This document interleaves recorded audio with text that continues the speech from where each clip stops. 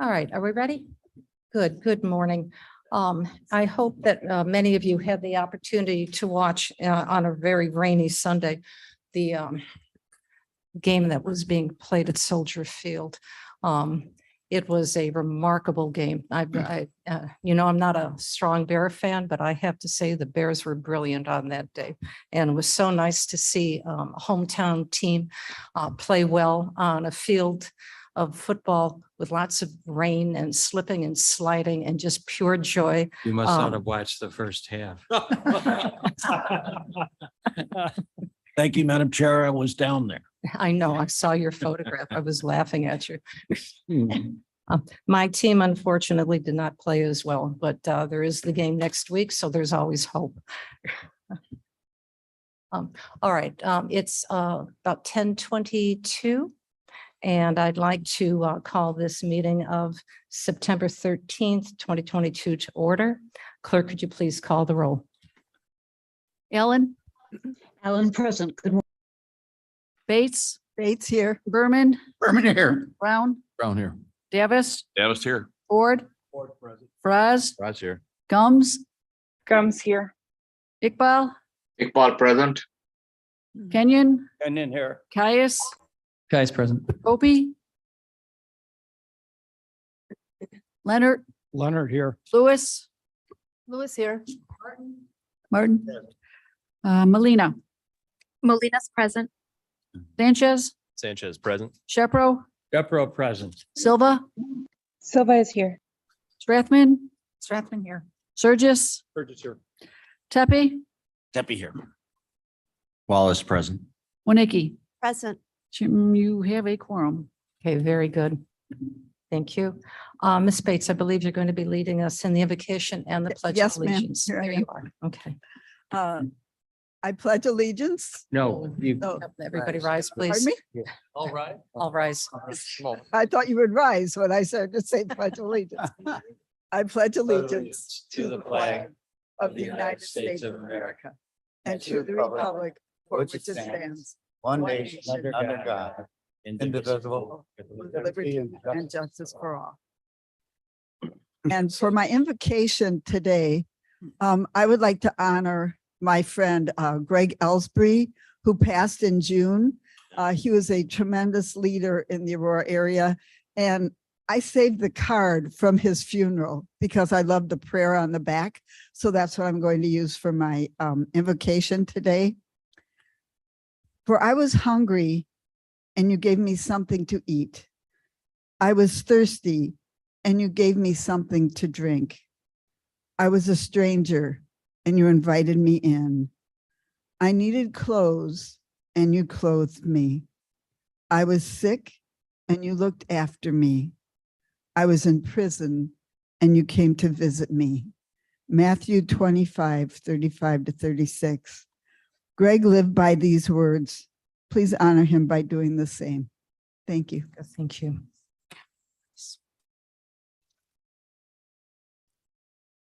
All right, may I please have a motion now and a second to approve the minutes from August 9th, 2022?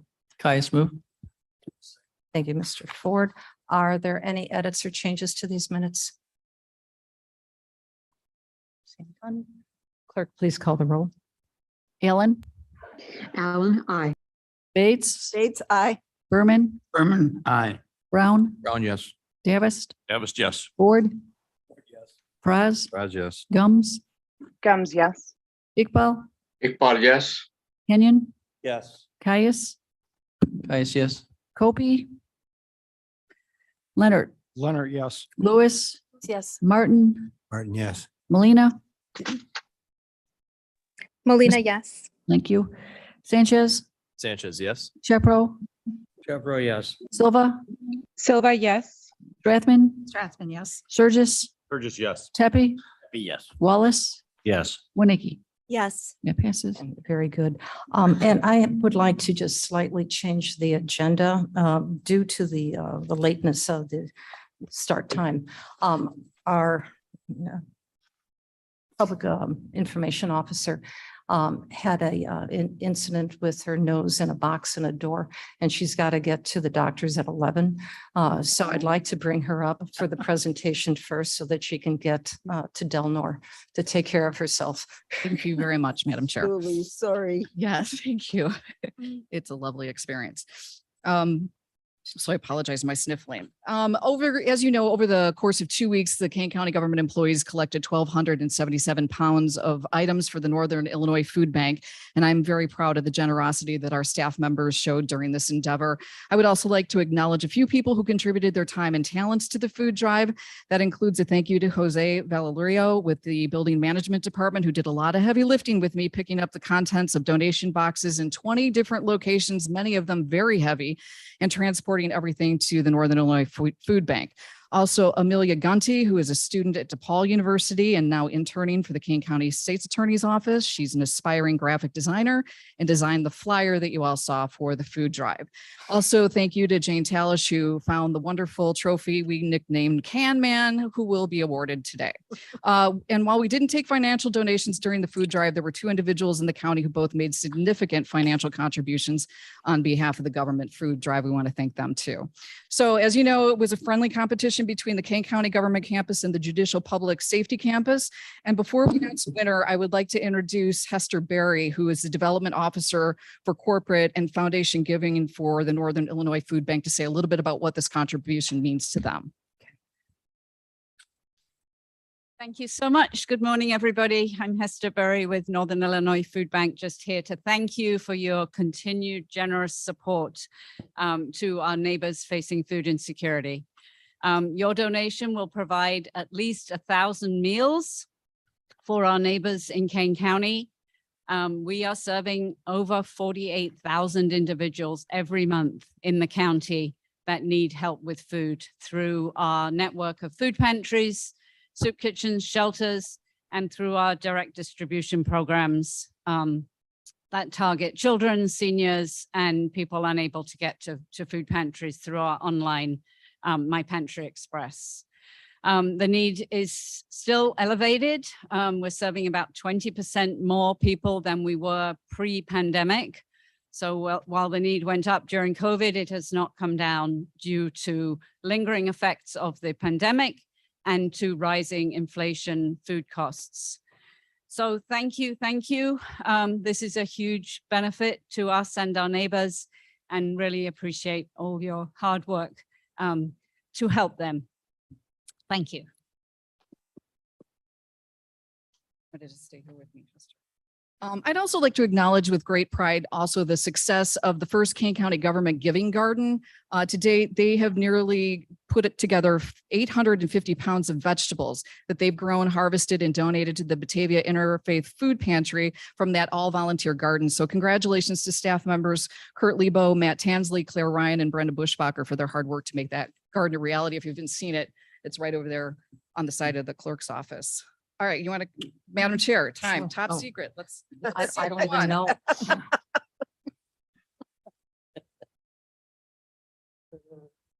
I should have gotten the roll call. I was thinking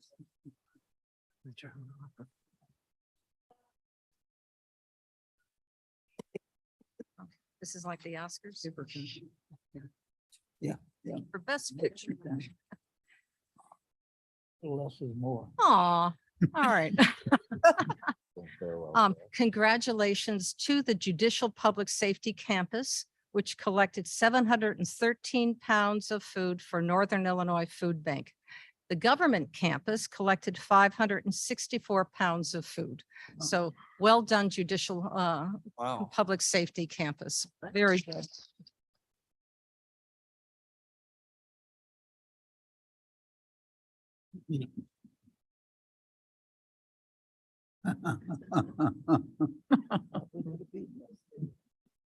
no one.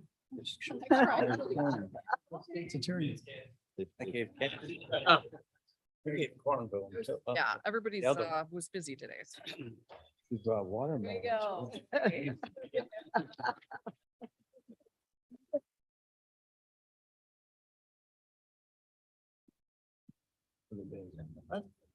It's a giant rutabaga. So she's, we're to speak very fast. So she's talking on the radio when she needed to. An acceptance speech and. That's the next commercial break. All right, government center employees, it's on. Game on now. Next Get year, 'em. Next year. we'll call on the Forest Preserve to help out. Hey. To you and cry next year. We got to up our game over here. Okay. All right, so now let's go to public comment, please. We have a couple of speakers signed up.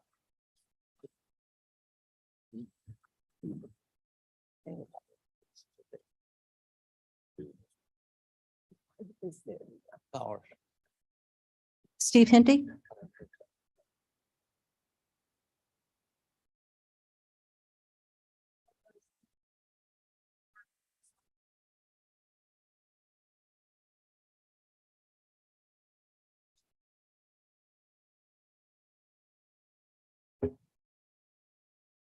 And this is off agenda, so you'll have 3 minutes. And so please introduce yourself and the city that you reside in. Yes, ma'am. Thank you very much. My name is Janet Enoch and I reside in Elburn, Illinois. I'm an Illinois approved humane investigator as well as an investigator for showing animals respect and kindness. This is regarding the raising and training of fighting roosters for the illegal cockfighting industry. Showing animals respect and kindness has uncovered another fighting rooster operation in Kane County located at 9N075 Coron Road in Elgin. We have provided the sheriff, the building and zoning department, and all of you with video evidence of birds being raised, trained, and conditioned for fighting. We were told there has been a complaint about this property since March, and yet nothing has been done.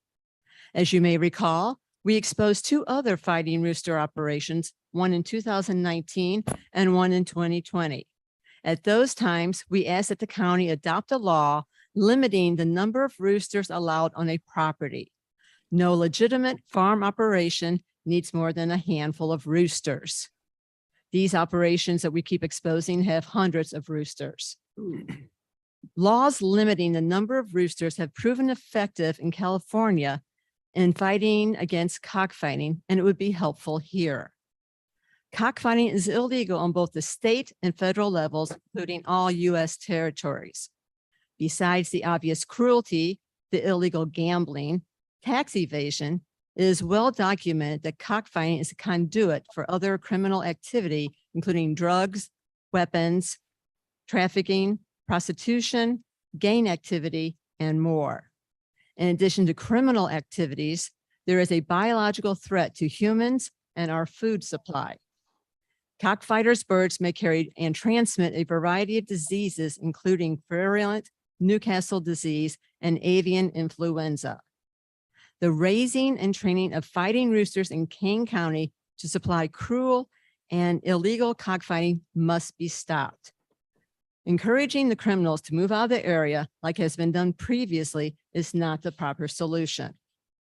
Illinois is a great state, but it won't continue to be so if criminals are coddled instead of being properly dealt with. Law enforcement needs to move in and bust this criminal operation now. I have brought a copy of our video evidence with me. If anyone would like to see it, please let me know. Thank you. Thank you.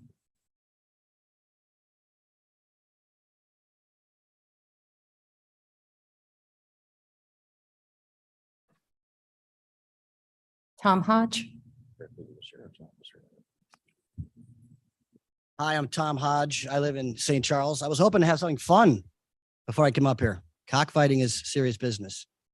But I'm here today to talk about residency that is required to be on the Kane County Board, or if it's required to run for the Kane County Board. I'm currently running for the 14th District against Mark Davist.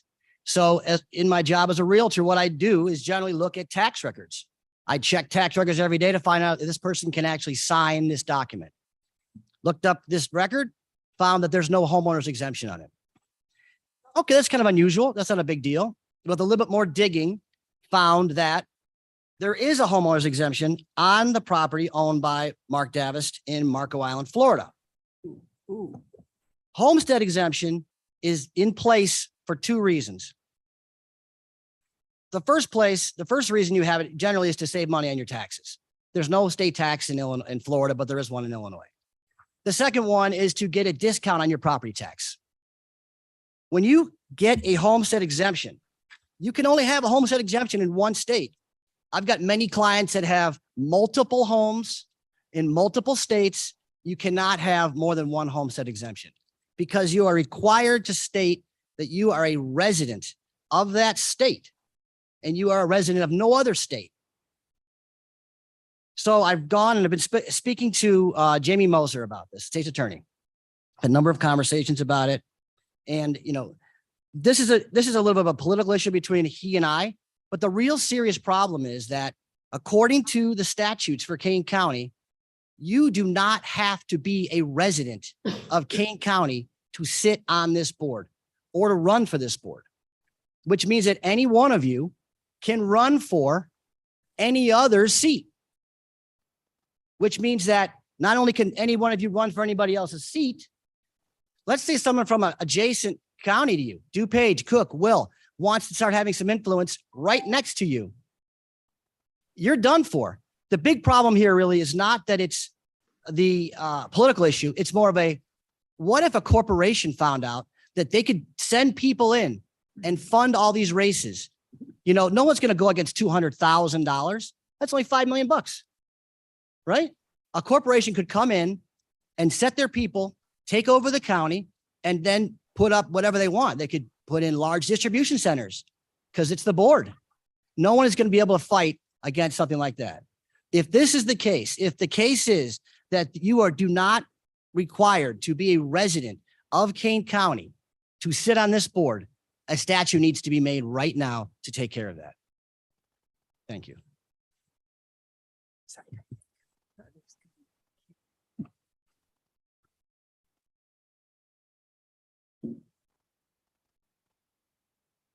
Is Ms. Bodke here? You're next. Oh, good. And I believe this is off agenda. Yes, So, I think so. name and where you live. Kate Bhakti, Geneva. Veteran journalist Rick Nagle, after retiring from Kane County Connects, said right here on June 14th, in today's world, when hedge funds have taken over local newspapers and when the public is becoming less trustful of information of any sort, it's more important than ever that local government communications are trustworthy, reliable, fast, accurate, and meaningful. He was 100% right. Last month, I FOIA'd all information on the June 14th incident with a rifle in Elgin with a gunman requesting to speak with the sheriff. It escalated to full SWAT at 8:53 that morning. Within 5 minutes of roll call at the scene, a drone being deployed over the family home, and a medic staged at the scene with a military-style Bearcat on the lawn, a military-grade Max Pro on the driveway. These are like tanks, both pointing at the residents, according to documents. We are to believe Sheriff Hain took a timeout to leave a voicemail for Corinne, apologizing for missing the recording of gun violence resolution. Seriously? The hedge fund media plays along, printing press releases disguised as researched articles, and the public is duped again. It turns out, based on the information I did receive, the narrative we were all fed was not accurate, not reliable, and not trustworthy. The aggressors were the employees of the Kane County Sheriff's Office, terrorizing a young family, trying to break into their home with a 2-year-old and a 6-year-old inside, with their parents protecting them from corporation code enforcers. Read the comments on Facebook by sheep who don't think. They just eat up the narrative fed to them by authority figures in positions of power with big tanks, bigger guns, and even a bigger microphone. This incident accomplished 3 goals. Number 1, push fear of guns and the police. Number 2, paint the sheriff running for re-election as the knight in shining armor. And number 3, demonize sovereign citizens, which is not a legal, rather propaganda term used all over these official documents. If this event wasn't staged, why cover up the voicemail the sheriff left for Corinne that morning? If you want to enjoy public trust, number one, release the voicemail and phone record. Number two, issue a public apology to that innocent family in Elgin. And number three, move to dissolve this corporation pretending to be a government. The Queen is dead. The Crown Corporation is dead. This is a corporation. You all need to resign. Do the right thing by the people. Notify the National Guard of Illinois, and we the people will take back our government and our country. Thank you. She's very concerned. 3 minutes. Is Mr. Hoshide here? Madam Chair, Yes. he's going to save his comments for Tuesday's transportation Very meeting good. as Okay. well as the others. Thank you. Thank you for that. All righty. So we are done now with public comment. And as always, I welcome the opportunity for the public to address this board.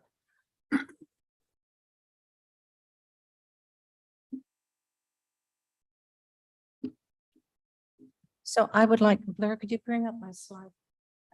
With brief, so we'll start from the beginning. Please.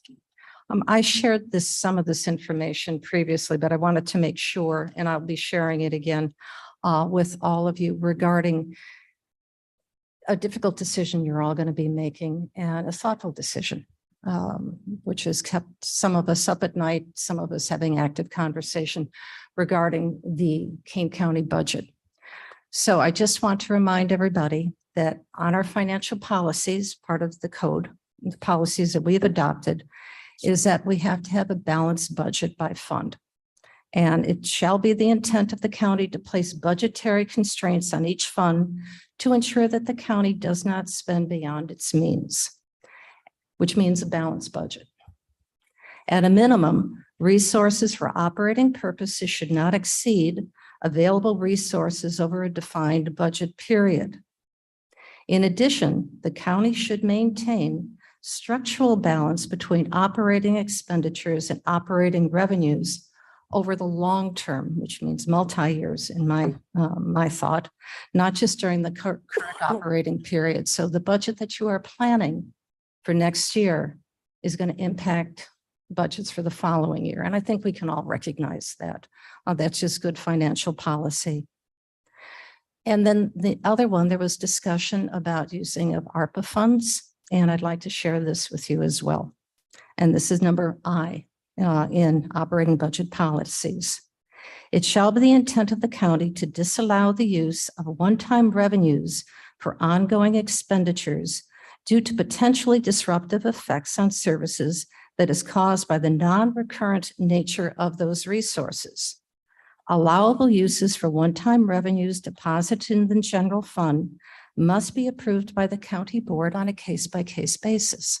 And again, very excellent sound policy, very moderate, very well thought of. So the next slide that I'd like to share with you. There, brings it up. Is it up? Oh, great. Thank you. This, I believe you all received yesterday. I asked Mark Armstrong to put this together for us because there's a lot of questions on the potential of having a property tax increase. So this is not a plan. This is just responding to what your requests are of what that possibly could cost. So I put in two potential property tax levy increases. One is 3.5%. The other one is at 5%. 5% is the maximum CPI that we can ask for. So you can't go any further than that. And then I thought about the board and I thought, okay, where does everybody live? So I thought anywhere from about 225,000 to about 600,000, although I do know that we have several board members who may have property that's a little bit more than that, but I thought it was a good average. And it seemed to be the average price for homes here in Kane County. So as you can see, the 225 with no exemption at a 3.5% increase is $8.75 annually. And you can read across. So with exemptions, it would be $7.47. And at 5%, it would be $10.67 annual cost. And then we can go down to what the maximum house that I had listed, 600,000, $23.35 at 3.5% with no exemptions at all. And then go down all the way to 5% with both the senior exemption and your general household exemption. That's $31.52 annually. So this will at least give you a little framework as you start considering if this is something that you'd like to move forward. And this was presented graciously by Mark Armstrong for us. And I've had several board members who are interested in putting this together. So we'll keep this up as we continue to talk.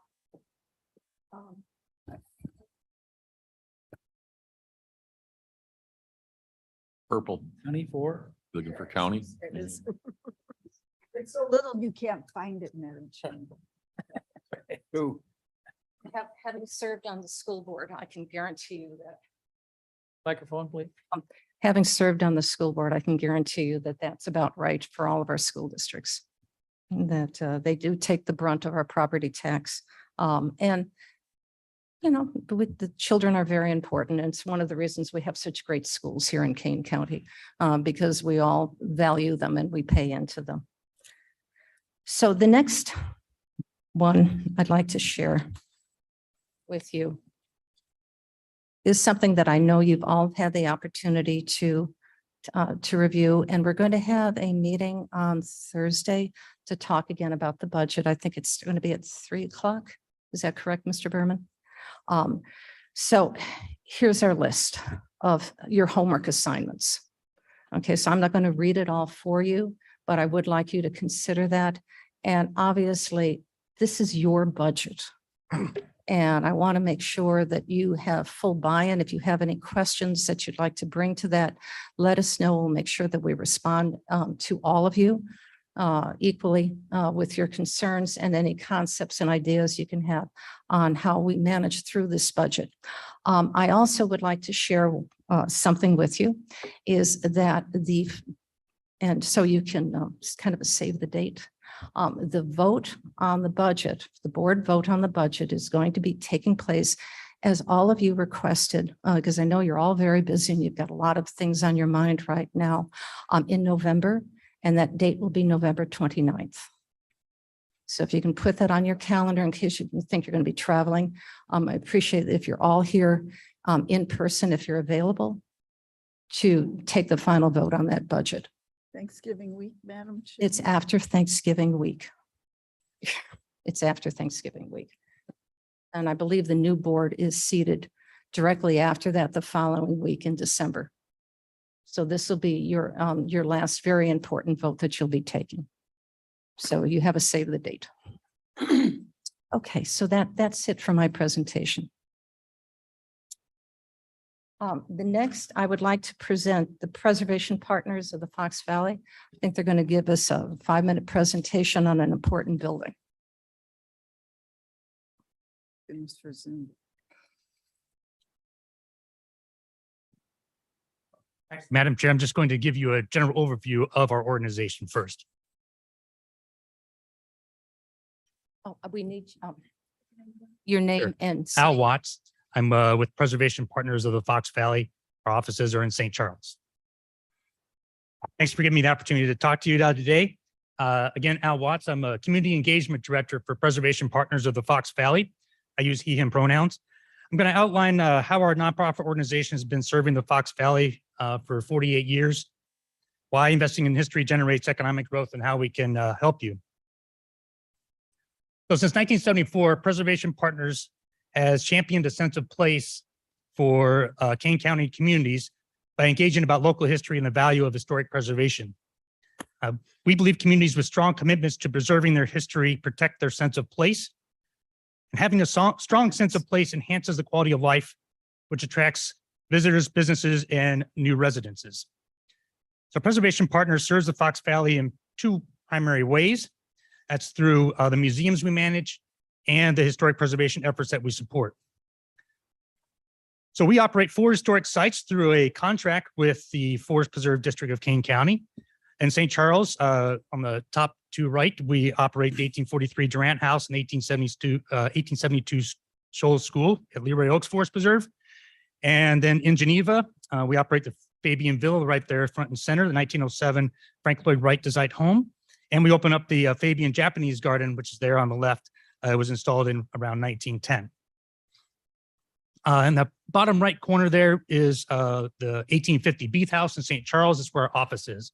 And we own that building. Just to give you an update on visitation. Visitation is really strong at all of our sites. We really, in these 2 sites, have to compare pre-COVID to today.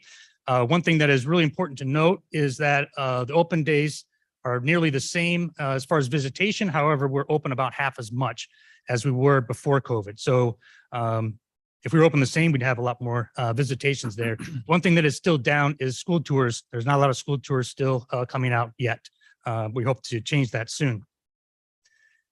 Numbers at the villa and the garden are up significantly, even before COVID. And keep in mind, we're open less. So it's particularly impactful at the Japanese garden, which there's no limitation about how many people we can let in there. And it is very full. We are at almost 2,500 just through June. That's for May and June, compared to less than 2,000 in 2019. And we're open less. So it's a very attractive place to go, as well as the Fabian Villa. And the cities of St. Charles, Geneva, and Batavia benefit from these visitors because they eat, shop, or stay in these cities, typically sometimes after they visit us or before. The historic preservation efforts we support also have impacted the unique character of Kane County. We've supported these preservation efforts. The Jones Law Office in St. Charles, 1893 Viking ship. We help with the Pure Oil Station in Geneva, the Beath House in St. Charles, and the Fabian Windmill. We all helped keep those properties. Right now, what we're working on is the Heinz Cut Glass Factory in St. Charles, the Alexander Brothers Blacksmith Shop in Geneva, which you may know as also the Mill Creek Inn, the Cable Piano Factory Bridge in St. Charles, and the Amasa White House that is owned by Kane County. As preservation partners, we strive to engage with other nonprofit organizations to further benefit the communities of Kane County. And just to give you an example of some of the organizations that we work with, of course, the Forest Preserve District of Kane County, the Batavia Depot Museum, the Geneva History Museum, the St. Charles History Museum, Friends of the Viking Ship, and the St. Charles Park District. In fact, this coming 2 weeks, September 24th, we're going to be having an event that's we're working with the St. Charles History Museum and the St. Charles Park District to do a history crawl, so what we're calling it, instead of a pub crawl, through the Roaring 20s, because there officially were no pubs that were allowed to be in the 1920s. So it's a history crawl. And what we're focused on is recreational opportunities in St. Charles. If you're not aware, St. Charles in the 1920s was quite the busy place. In particular, the Arcada, the Baker Hotel, the Baker Community Center, and Main Street Bridge were all constructed in the 1920s. And even before and after that, it was a busy place, lots of recreational things to do. So that was the basics of what I wanted to talk to you about today, just kind of introduce ourselves to you. We've been around since 1974, but wanted to make sure if you weren't familiar with us, who we are, what we do, and how we might be able to be of further assistance to the board. Thank you very much.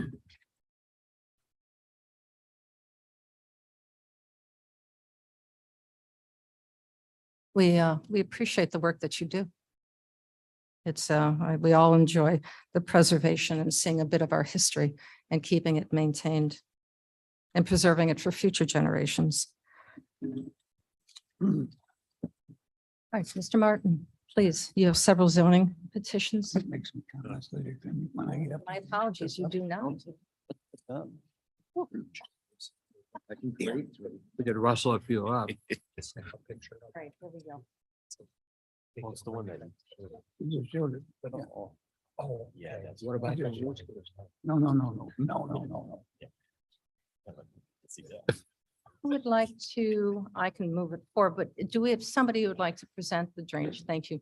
Thank you, Jerry. Thank you. Jody Welnick, Director of Environmental and Water Resources. I'm pleased here this morning to be presenting you with our yearly drainage district, sanitary district, and conservancy district appointments for this year. First off, the Big Rock Drainage District number 2. We have Brad Scott being reappointed, and we welcome Cody O'Donnell as the new member filling the vacancy on that district. The Plato Rutland Drainage District, Roscoe Selford is being reappointed, and Ron Straub is replacing John Peschke. And I did want to recognize John. He was instrumental to the reactivation of that district, but unfortunately, due to medical reasons, he is not able to participate on the board any longer. The Rob Roy Drainage District, the reappointment of Mike Fagel. The Sugar Grove Drainage District number 1, the reappointment of Tom Kernan. The Grand Prairie Sanitary District, the reappointment of Ellen Seaford. And then we have 2 reappointments for the Lake Marion Conservancy District, Brian Kapnack and Deborah Smith. Also, there is a vacancy on that district. If anyone is interested, please forward their name to me. I'd ask for approval of these appointments. Leonard, so moves. Thank you, Mr. Leonard. Do I have a second? Nikki seconds. Ms. Winicky. Second by Winicky. Okay. And all in favor? Discussion. No discussion, absolutely. Briefly, wanted to take the opportunity to call out Mr. Fagel because Mr. Fraz particularly will well remember many years ago what seemed like a insurmountable, endless, bottomless pit and climbeless mountain of issues relating to the Rob Roy Drainage District. And it is with some degree of admiration that I find that Mr. Fagel, after the passage of a dozen years or more, No. About 8. is still there plugging away. And I would also commend there was a project that was done that could not have been done without Drew's diligent work for an area that he no longer represents, I believe. We stopped counting meetings at 100, literally. Oh my gosh. Wow. Thank you both for your service and thank you for that recognition. So I think we have to do a voice vote. Yes, okay, You gotta go down the roll call. here we go. Okay, Ellen, Ellen, I. Bates, Bates, aye. Berman, Yes. Brown, Brown, yes. Davis, Davis, yes. Ford, Fraz, Yes. Gums, Gums, yes. Iqbal, Iqbal, yes. Kenyon, Yes. Caius, Yes. Mr. Copey. No. Leonard, Leonard, yes. Lewis, Yes. Martin, Yes. Molina, Molina, yes. Sanchez, Sanchez, yes. Shepro, Jeffro, yes. Silva, Silva, yes. Strathman, Yes. Surges, Sturgis, yes. Tepe, Deppie, yes. Wallace, Yes. Winicky. Yes. It passes. Motion passes. Mr. Van Kerkhoff, do you want to present the next one?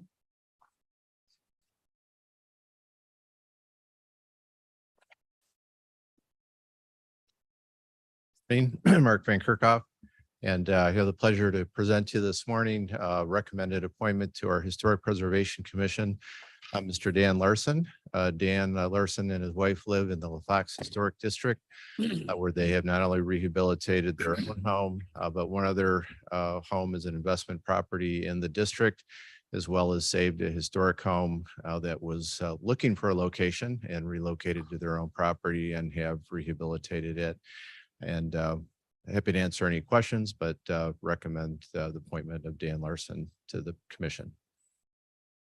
Yes. Yeah, I'd also like to back that up. This LaFox is in my district, and Dan has been very active, as Mark said, in not only his own properties, but some other properties, and being involved with the LaFox Civic Association and the Historic District. And he's a master carpenter, and I think he'd be a good member of the team. So do I have a, do we have a second, a motion and a second? So move Sturgis. Thank you. Sanchez seconds. Second.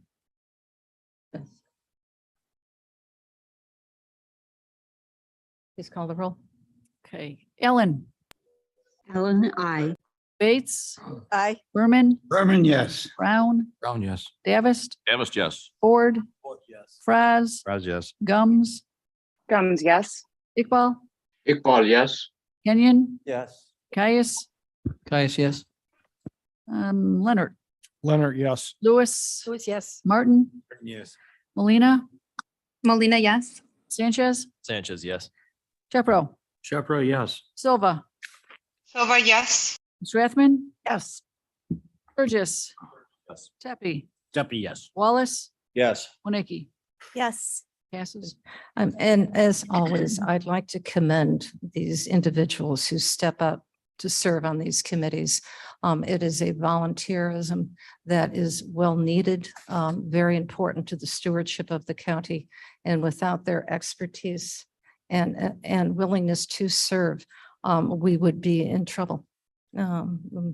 Many hands make light work, but we have very important, knowledgeable hands who serve on these committees. So makes us a much better county. So thank you to all of them. Are there any committee updates? Madam Chair Ford. Mr. Ford and then Thank Mr. you. Berman. On October 14th, the Jobs Committee will be hosting another roundtable discussions. And our meeting will be the Parent Alliance Employment Project, which will be talking about with how it is the benefit for hiring people with disabilities. And what is the date of that again, please? October 14th. It'll be immediately following our Jobs Committee. Very good. Wonderful. That'll be a very good meeting. Thank you. I look forward to hearing more about it. Mr. Berman. Yes, the Finance Committee on Thursday at our committee will be discussing a budget for 2023.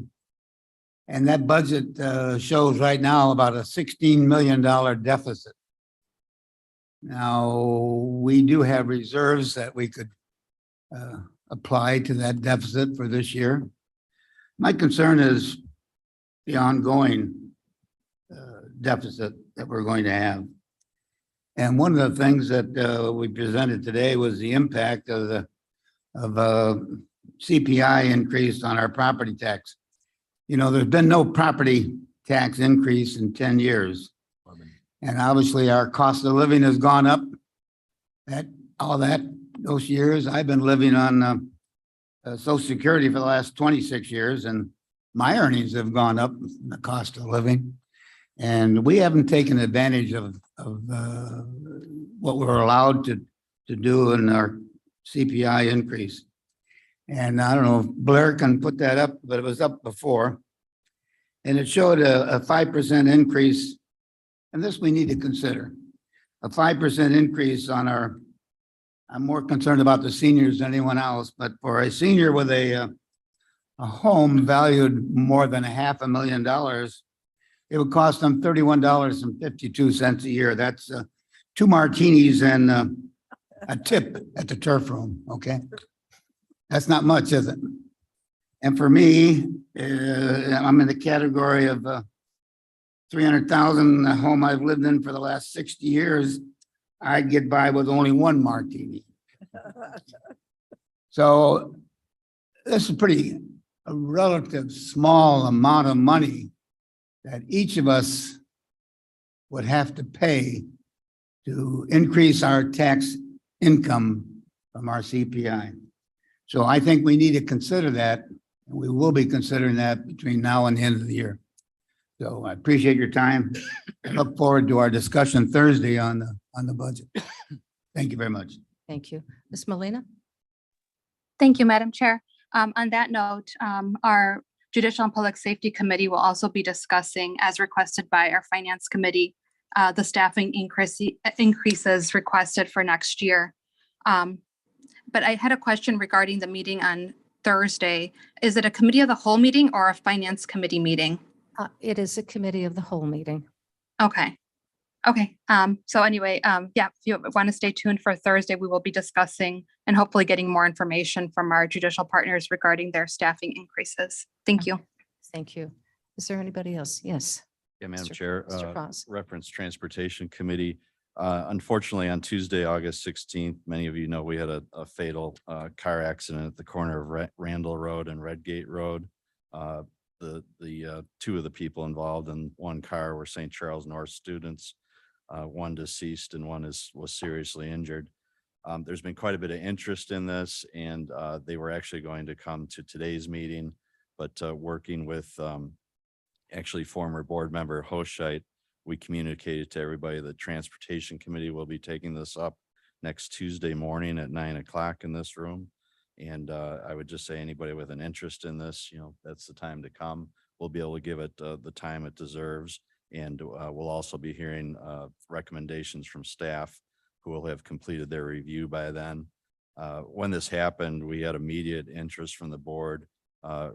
Board member Davis, Wonicky, and Wallace, as well as Madam Chairman, were all in contact with me on the first day, and staff was on it right away. So we'll have the results of all that next Tuesday. Thank you. Thank you. That'll be a very important meeting. Yes, sir. Madam Chair, Surges. Mr. Surges. For members of the Human Services Committee, Jamie had sent out a memo from Vince asking for us to prioritize a couple of items. If you haven't read the email, just give it a glance before tomorrow morning, please. Okay, very good. Yes, sir. This is Caius from the Administration Committee. I just would like to note that in our meeting tomorrow morning, we will be having a discussion from White and Company about space needs. And which is an important question I know that needs to be addressed as we approach our budget. They've done an intensive study. They're going to be updating what they've found out for our space needs and capital project status. And the space needs, is that going to be for the entire two campuses? I believe so. Okay, very Yeah, good. our entire holding. Good, Yeah. good. Well, sure it'll be some good PowerPoints. Yes. At the next Energy and Environmental Committee, we will be discussing Mavis Bates, Chairman, Energy and Environmental. At our next meeting, we will be discussing the progress that we are making on the solar field, which is quite amazing. Anybody else? Okay. All right. We're going to move on now to our consent agenda. Does anybody have anything they'd like to pull? Yes, Mr. Tepe. Here, I'd like to pull 22-317.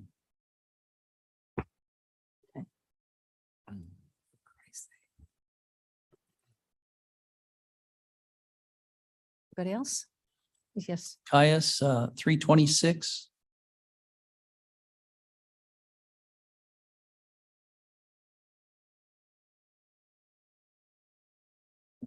Okay. Anyone else?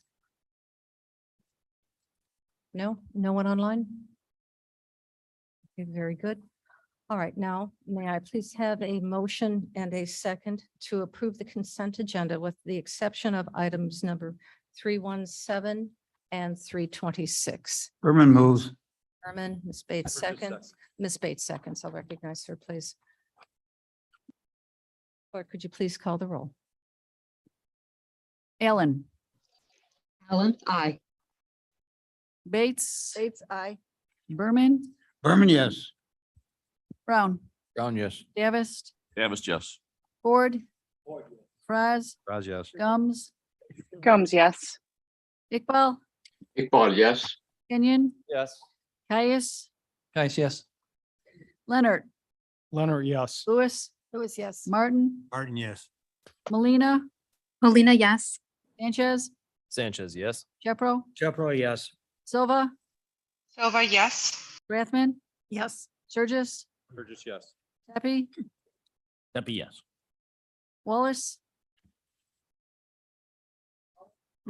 It stepped out. Stepped Okay, out. Winicky, Yes. that passes. Okay, very good.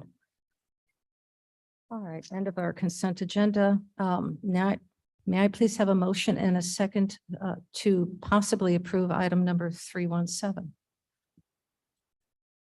Sanchez moves. Mr. Sanchez, Brown seconds. in Kenyon, seconds. all right. Mr. Tepe. Thank you, Madam Chair. Tepe here. My concern about this is the extent of the amount of work that appears to be required in approving and dealing with the details of these COVID funds. For 2 months, this is $163,000. That's the equivalent at, assuming that the rate is $300 an hour on average, that's the equivalent of 13 man weeks or four full-time people associated with the administration of these particular funds. I'm concerned about what these bills are going to be in March, April, May, and June, which we have yet to see.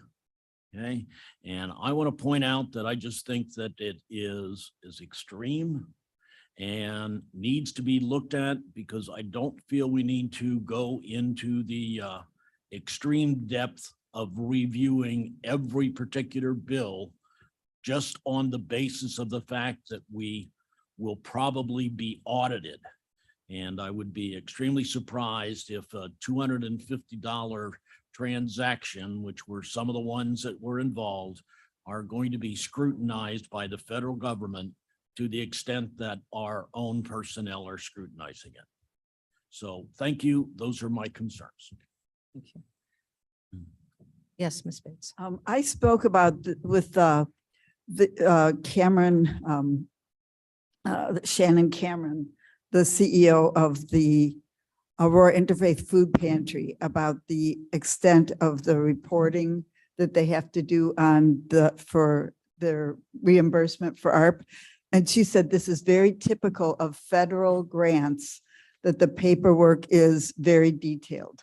So, and I will let Mr. Sanchez speak to this also if he cares to, but I believe that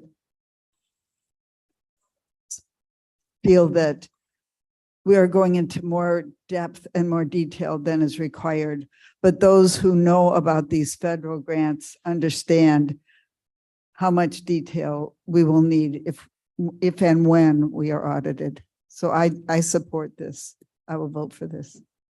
Yes, sir. Madam Chair, Surges, when Vern brought this up the other day, microphone.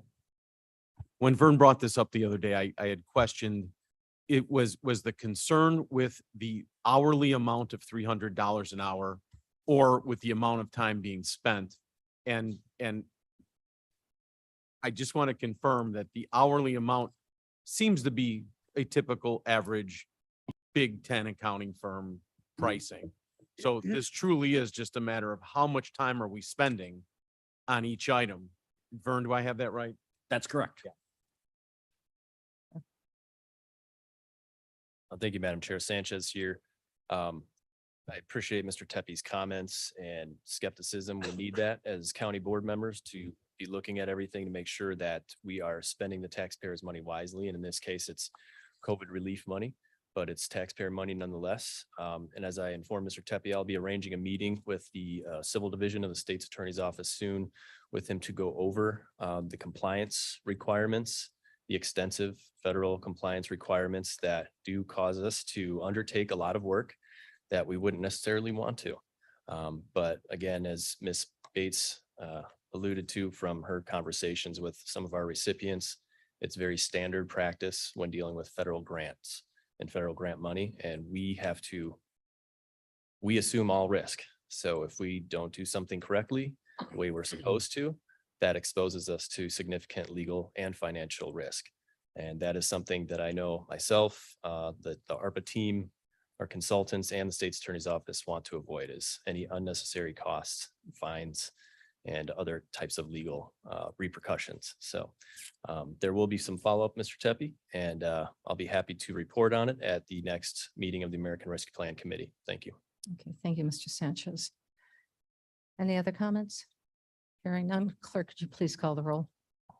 Okay, for 22-317. Charges upcoming. From there, you decide if you want that service. And if not, cancel it right from the app with one tap. Boy, Deb Allen. Deb. Mr.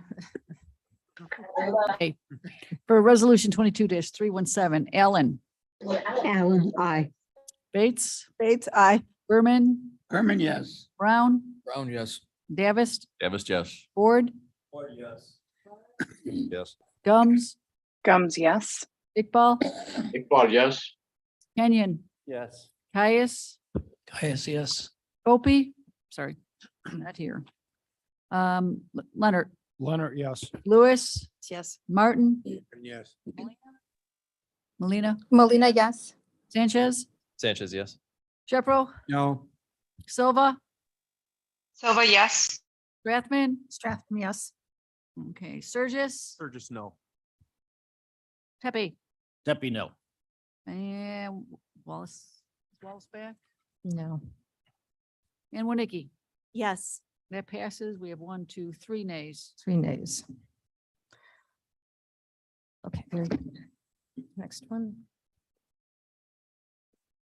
May I have a motion and a second to approve potentially item number 326? Madam Chair, Caius. The resolution as presented in the agenda today, I don't believe is correct. We had during our discussions at the committee level, we had arrived at some amendments because it wasn't correctly stated. Some facts and figures were incorrect, but it made it through as the inappropriate copy. So I'm just going to move that we table that and send it back to, table it to, or send it back to the administration committee to have it confirm that it's done correctly, and then we'll bring it back. I don't believe there's any timetable that's critical on this one, so I moved to table. Shepro seconds. Seconds. All right, so we can, do we have to do a roll call vote, or can we just do an I vote? Roll call? I'm sorry, call. hang on one second. Caius moved the return it, right? Yes. And who's second? I'm sorry. Mr. Oh, Oh, Shepro. Shep- Yeah, it was a tie. I'll give it to Mr. Shepro. Okay, to table or return it to admin. Protocol. Get that straight. Okay, Let's do roll call. Ellen, Ellen, I. Bates, Bates, aye. Berman, Burn, yes. Brown, Brown, yes. Davis, Davis, yes. Ford, Ford, yes. Fraz, Raz, yes. Gums, Gums, yes. Iqbal, Iqbal, yes. Kenyon, Yes. Caius, Caius, yes. Leonard, Leonard, yes. Lewis, Lewis, yes. Martin, Yes. Molina, Molina, yes. Sanchez, Sanchez, yes. Shepro, Shepro, yes. Silva, Silva, yes. Strathman, Stratham, yes. Sturgis, yes. Tepe, Deppie, yes. not back, and Winnicki.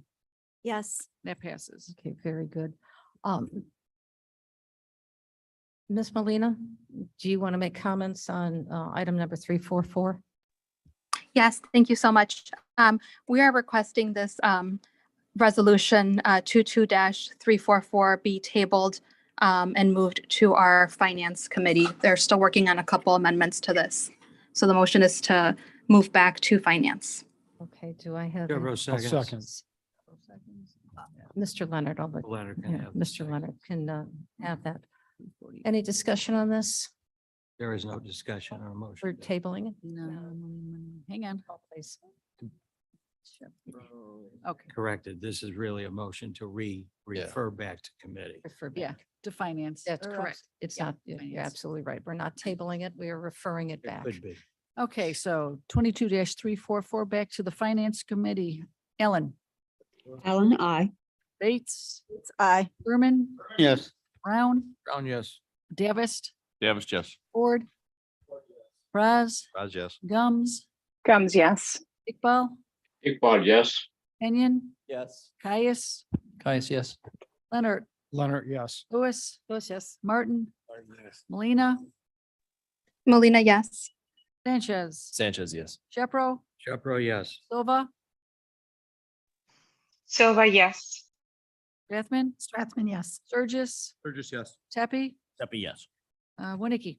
Yes. It passes. Very good. May I have a motion and a second to approve 22-345? Winnicki moves. Thank you, Ms. Raz, Winnick. second. Thank you, Mr. Franz. Is there any discussion on this? Seeing none? Clerk, when you're ready, please call the roll. Okay, for 22-345, Ellen, Ellen, I. Bates. Bates, aye. Berman, Berman, yes. Brown, Brown, yes. Davis, Davis, yes. Ford, Fraz. Fraz, yes. Gums, yes. Thank you. Iqbal, Iqbal, yes. Kenyon, Yes. Caius, Caius, yes. Leonard, Leonard, yes. Lewis, Lewis, yes. Martin, Yes. Molina, Molina, yes. Sanchez, Sanchez, yes. Shepro, Shepro, yes. Silva, Silva, yes. Strathman, Strathman, yes. Burgess, Burgess, yes. Tepe, Tepe, yes. Winnicke. Yes. Okay, passes. Last one. May I have a motion and a second to approve item number 22-346? Molina would like to move, and I'd like to make a friendly amendment to it. Wait a minute, Fraz moved. No, let Molina take it I'll and do, second. in second. Okay, let's do that. Yes, Miss Molina, please. Yes, there was just a brief typo. The title should read approving the emergency purchase of 2 replacement patrol vehicles. The body is correct. It just needs to be changed to 2. Okay, very good. Thank you. Good catch. Okay. So we have a motion and a second for 2 replacement vehicles. With that friendly amendment. Friendly amendment. If they both accept the amendment. Yeah, okay. Yes, I saw agreement of yeses. Is there any discussion on this? Hearing none, clerk, please call the roll. Okay. Allen, Allen, aye. Bates, Bates, aye. Berman, Berman, yes. Brown, Brown, yes. Davis, Davis, yes. Ford, Fraz, Fraz, yes. Gums, Gums, yes. Iqbal, Iqbal, yes. Kenyon, Yes. Caius, Caius, yes. Leonard, Leonard, yes. Lewis, Lewis, yes. Martin, Martin, yes. Molina, Molina, yes. Sanchez, Sanchez, yes. Shepro, Shepro, yes. Silva, Silva, yes. Strathman, Strathman, yes. Surgis, Burgess, yes. Tepe, Tepe, yes. and Winnicke. Yes. Okay, very Passes. good. All right, so this is the real last one, item number Yeah, 20. -347. Yes. Tepe here. Madam Chair, this is an item that should have gone before the Public Service Committee, but due to the nature of time and the fact that these election judges have to be approved, it's coming directly to the board. Okay. My understanding that this is a complete list of elected judges that has been amended and added to, which is why we have some 85 pages. Okay. And that our approval is necessary in order to place this before a judge, in order to have that judge affirm these appointments for the election this fall. So I move the acceptance of the appointment of the entire list of election judges presented in our packet today. Okay, do I have a second? Leonard seconds. Thank you, Mr. Leonard. Mr. Shepherd, you have discussion? Yes, as Mr. Tepe says, this list that includes a supplemental list includes a list that was voted on by this board in the August meeting. So this is the entire list at the moment. Section 5-13 of the Illinois Election Code provides that the county boards in jurisdictions which do not have an election commission shall recommend the appointments, which are then submitted to the circuit court for approval. I was contacted late yesterday with some material that they're questioning the party affiliation of approximately 33 people who are listed as potential Republican election judges. I've not had a chance to personally investigate these matters, discussed it briefly this morning with Mr. Tepe. It would appear that whatever questions are presented with respect to their qualifications, the appropriate point to do that would be when the notice of the court's hearing is given, and then anybody who has an objection to any name on the list is required to appear and show cause why someone should not be appointed. So I merely point that out today.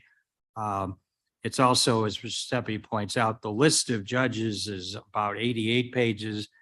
And with all of the controversy swirling around us, less than 1 page of that is objected to. So that's even if all of those are well taken, and I do not know whether they are or not, that's about 1%. So that's pretty good.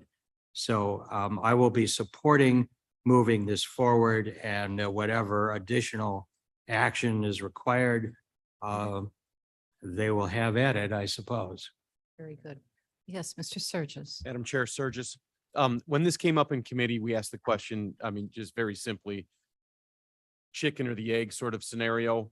Is it easier to remove people and add them later, or push this through and subtract them off later? And again, Ms. Neerman, as long as you're here, the advice that was given is this is not an end all be all. And if there's some research there and a couple of people need to be massaged off, that potential is still there. That there's still a mechanism there, correct? That is correct, Mr. Surges. The formal procedure would be for someone to file an objection with the court. So this would then approve the list simply so that we can file the petition with the court, and then everyone can have their hearing and due process in court. And if I may, Of course. so when we say file this in court, would that be some outside group, or would that be us from within the county? Who is file in court mean? A Right. party, a citizen, anybody. So a petition is required by the county. The county makes an application to the court. So our office will physically take this down, file it with the court, and appear before a judge to get a hearing date. We will then publish notice in the newspaper. Then anyone who has an objection can file an objection and appear before the court at a specified date. Got it. You're very good. Thank you. And again, if I could just add, I am not aware that homework has been done on this. It was just something that was brought forward and in the Homework, can you define homework? hand you a list of paper with an objection doesn't mean that the objection has been researched at all. So it's, and all we were given was a piece of paper. So we're going through the process of duly noting and making sure that. And this is in reference to the individuals in question, the Correct, 33 yes. individuals in question. And I believe is the same group that we spoke of at committee. So. I'm not sure, I'm not sure how far along they were. This is in Mr. committee. Shepro speaking. Yeah, Shepro. I think the question was, what if there were objections, and now they have apparently identified some people, but as you say, all we have received, those of us who got anything, is a list of people with a category and a question mark. I just had a quick question for the state's attorney. Is the entire list of 88 pages of judges, is that published in the newspaper?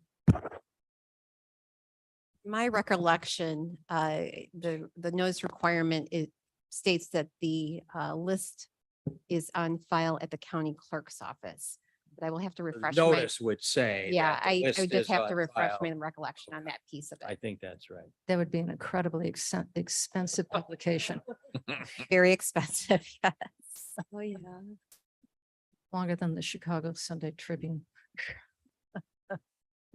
Yes, Ms. Winnicki. Thank you, Madam Chair. A question for either Vern or Ken. What are the deadline dates? Why do we have to vote on this today? And then when there are petitions filed, in case somebody wants to file a Well, petition, if when I is may, that? Yeah. First day that ballots are mailed out is September 29th. And unless the board were to call a special meeting between now and then, the necessary first step is action by the county board to put the names forward. So really, there's a deadline by which the court can't act till the notice is published. And so, as was said earlier, if there are objections, it's better to let the process get underway because this body is not really set up to start analyzing who is legally qualified to be on the list or not. And I could tell you from the little bit I've seen, some of these are going to be interpretive questions to which the answers are not readily answerable. Just one quick example. When you get your voter card in the mail, one of the things it says on the back is, would you like to be an election judge? And if you do, you fill it out, you send it back in. The election judges are appointed from the two largest established political parties. And there are two established political parties in Kane County. So if you are a newly registered voter and you never voted and you want to be an election judge, you would theoretically have to be identified with one or the other parties. But you haven't voted, are you identified? Or are you, because you say, I want to be a Democrat judge, you are, or Republican judge? A lot of the statutes haven't caught up with the changes in the law about when you can be a party member. You know, years ago, you used to sit out a whole election if you wanted to switch parties.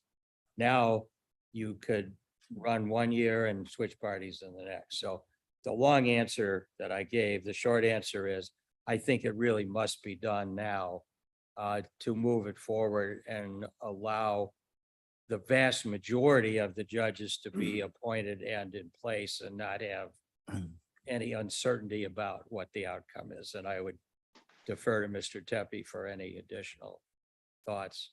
My answer would have been a lot shorter. Yes. Later.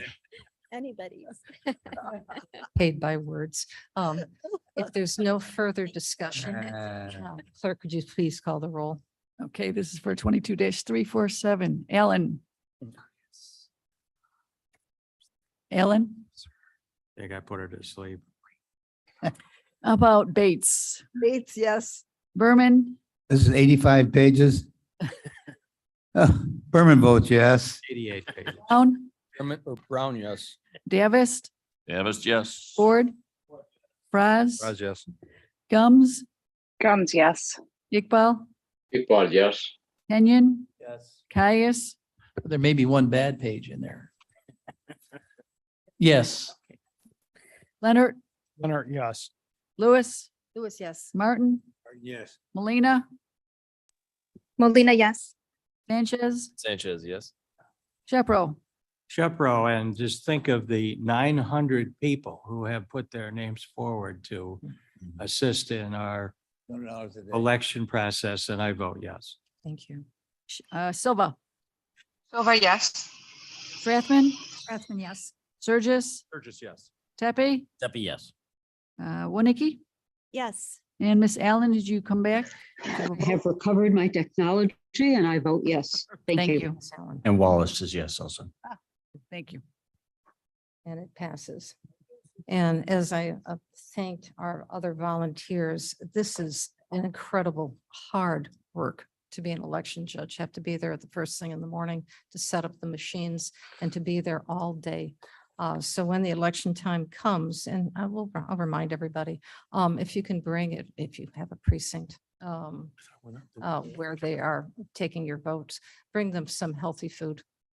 Everybody likes donuts, but healthy food is always good. Madam Chair. Keeps the energy going. Yes, sir. I would like at this time to move to, for the board to go into a closed session to discuss the appointment, employment, compensation, discipline, performance, or dismissal of specific employees. 2, for pending litigation, which will be identified when we get into closed session, and settlement of claims. Okay, And thank ask you. for a second. And second, thank you. Yes, Mr. Leonard. Madam Chair, on the advice of the State's Attorney's Office, I would like to excuse myself from these discussions, and then I will be abstaining from any vote afterwards. Okay, very good. You have that? All right, we need a vote. Okay, to go into closed session, Ellen, Alan, Bates, Yes. Berman, Berman, yes. Brown, Brown, yes. Davis, Davis, yes. Ford, Fries, Yes. Gums, Gums, yes. Iqbal, Kickball, yes. Kenyon, Yes. Caius, Caius, yes.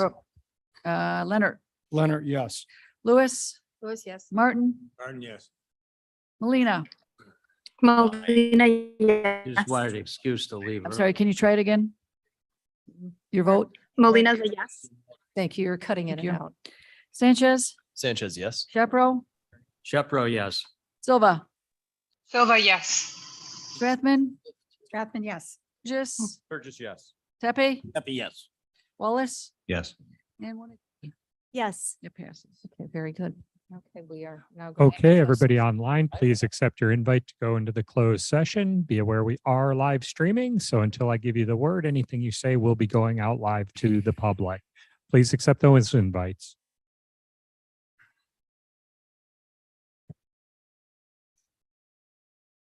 I don't know, there was something.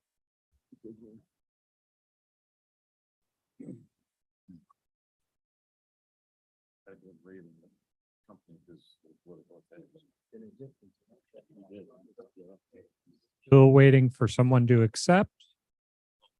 In the meantime, is there anybody hearing my voice that feels they should be in the closed session? Thanks.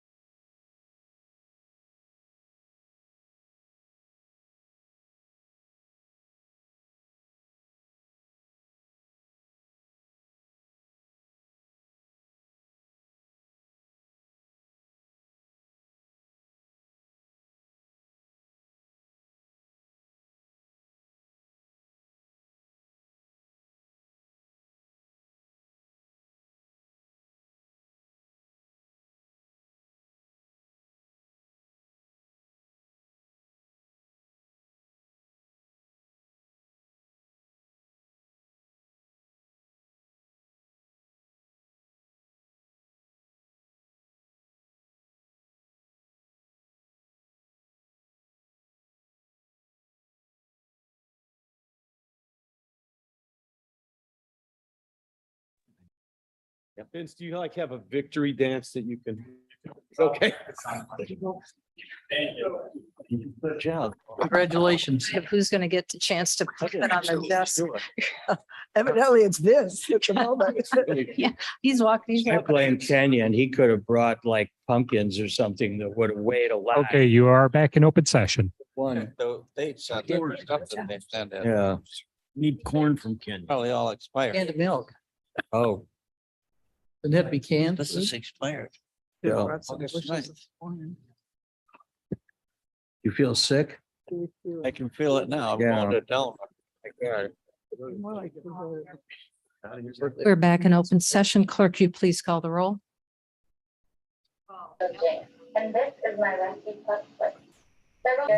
Roll call. Allen, are you present? Alan Bates, Bates here. Berman, Berman here. Brown, Here. Gavish, Davis here. Raz, Gums, Gums here. Iqbal. Iqbal present. Okay, Kenyon, Here. Caius. Yes. Or here. Here, Leonard, Leonard here. Lewis, Martin, Martin present. Molina, Molina present. Sanchez, Sanchez present. Shepro, Partially present. Silva. Silva is here. Thank you. Strathman, Present. Gis, Burgess here. Tepe, Step here. Wallace, Here. Winnicke. Present. Okay, very good. All right, may I have two things? May I have a motion and a second to approve the resolution authorizing the state's attorney to pursue legal claims related to the recovery of the county's response costs to the opioid epidemic? Highest move. Second. Okay. I get Caius moves. Kenyon moved, Kaya second. There we go. Kaya's Kenyon moved, second. Kenyon Got it. second. Okay. Okay. Makes no difference. Please. Phase the same. Clerk, please call the roll. Do unanimous. Okay, Ellen, Alan, I. Bates, Bates, yes. Berman, Berman, yes. Brown, Brown, yes. Davis, Davis, yes. Ford, Fraz, Yes. Gums. Gums, yes. You, Iqbal, Iqbal, yes. Kenyon, Yes. Caius. Yes. He's not here. Leonard. Leonard abstains. Stay, oops. Right. Lewis, Lewis, yes. Martin, Martin, yes. Molina, Molina, yes. Sanchez, Sanchez, yes. Shepro, Shepro, yes. Silva, Silva, yes. Strathman, Yes. Burgess, Surgis, yes. Tepe, Happy, yes. Wallace, Yes. Winnicke. Yes. It Okay, passes. very good. And I believe we have the settlement. May I please have a motion and a second to approve the settlement in case number 19W? Madam Chair. I thought we have that to was move requested to be withdrawn. Is that the one Yeah, that's it's been the one. withdrawn? Madam Chair, that did not make it onto the agenda in time and Perfect. cannot, no vote can be taken on that matter. So I think, are we, Can we postpone Continue. until the next county board meeting or does it need to go back to committee? Legal affairs, right? Can we, Legal Affairs could technically handle this one, Can we come back tomorrow and talk about it? or we No, can you put may it not. on to the, or we Meeting. can put it on the agenda for next month. 9:00. Good morning. so we don't need a motion. We're, it's been, it's already been referred back to. Oh, okay. All right, I think we're done. Okay. So may I please have a, Can you Second. put Mr. Ford back out on the streets? Make. do I have a second? Wallace. Wallace, all in Thank you, Madam favor? Chair. Aye. Aye. Okay, I. well done. so that I know.